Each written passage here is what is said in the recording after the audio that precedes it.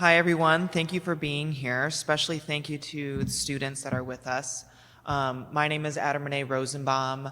I am a 2016 graduate of Notre Dame. I then went to the University of Michigan for medical school, and I'm now a pediatrics resident at the University of Colorado and pursuing my application for HEMONC fellowship.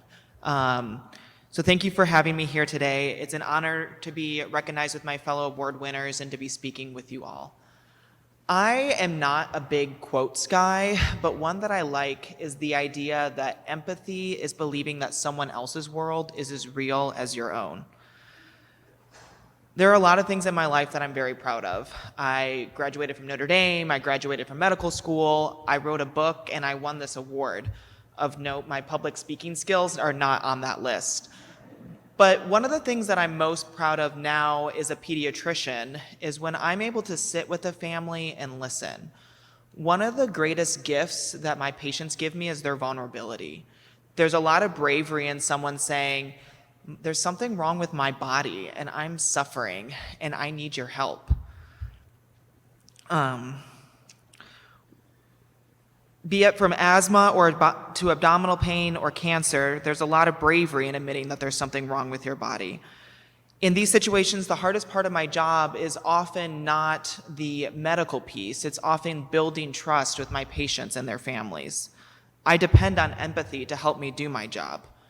I came to Notre Dame as a pre-med. When I was growing up, my desire to be a doctor was only exceeded by one thing, and that was my desire to go to Notre Dame. And so when I got here, I took my science courses very seriously. I would stay up late studying for every test, and I would meticulously proofread every lab report. I was the guy that would be anxiously waiting for the exam results to come out so that way I could figure out exactly how well I needed to do on the final. If you weren't that pre-med, you probably knew someone who was that pre-med. That being said, as I look back at my time at Notre Dame, I'm surprised to say that the classes that left the biggest impact on me were actually my theology classes. While I was here, I was able to study with some great scholars of Latinx theology, like Tim Matavina and Peter Casarilla. And one idea that I frequently find myself thinking about from Latinx theology is the idea of being in conjunto, meaning in conjunction or along with.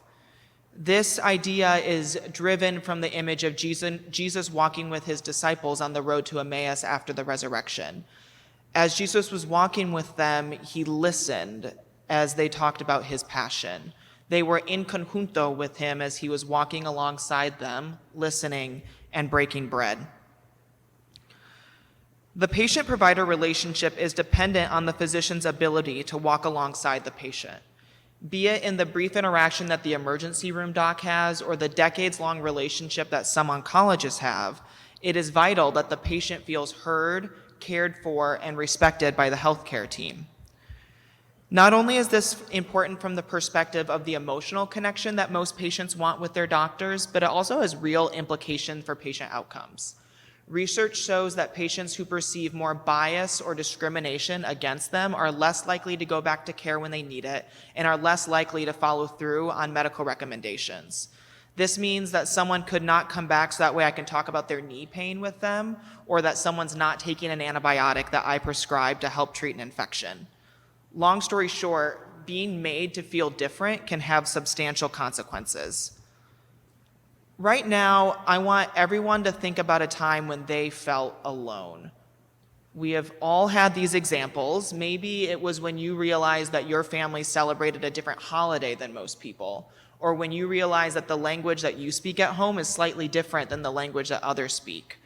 Or for a lot of us, it was probably when we arrived on this campus freshman year during move-in weekend, and we thought, do I belong here? I don't know anyone. In each of these examples, we are not physically alone. Our loneliness is because we feel isolated from everyone else. Solitude is being alone. Loneliness is feeling alone when we're surrounded by other people. For many of us, our ability to connect with others is key to our well-being and self-understanding. As we go through life, our individual beliefs and experiences, the diversity that each of us brings, helps us not only to relate to others who come from similar backgrounds, but also helps to broaden the conversation and to shape the minds of everyone else. Diversity in all its forms can also help to lay the groundwork for those that come from, who are also made to feel different, to succeed as well. When we walk in conjunto with others, it's not performative. It is an embodied and vulnerable overture. It is an act of validation that someone else's world is just as real as your own, and it makes the possibility for genuine connection. This connection might be how a physician helps to deliver better healthcare, or how a teacher helps to connect with a student who needs help, or how an entrepreneur builds a company that is needed in their community. Or it can be how a college freshman makes a lifelong friend. Thank you all.